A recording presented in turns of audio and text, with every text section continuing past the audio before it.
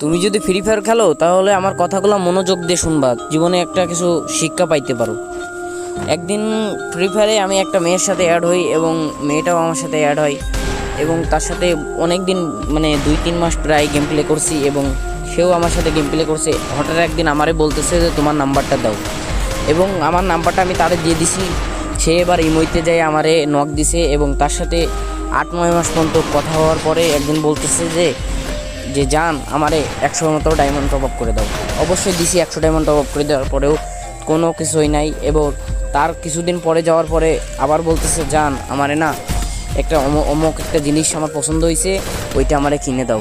এবার দিছি, তারপরেও একদিন বলতেছে যে জান আমার টাকা লাগবে, কিছু টাকা দাও।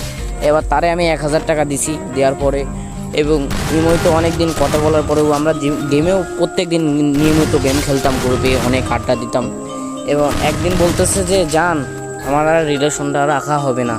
আমি বলতেছি কেন? জান বলতেছে যে আমার বাসা থেকে ফ্যামিলি থেকে অনেক চাপ দিতেছে। তা আমি বলতেছি চাপ দিতেছে তাহলে কি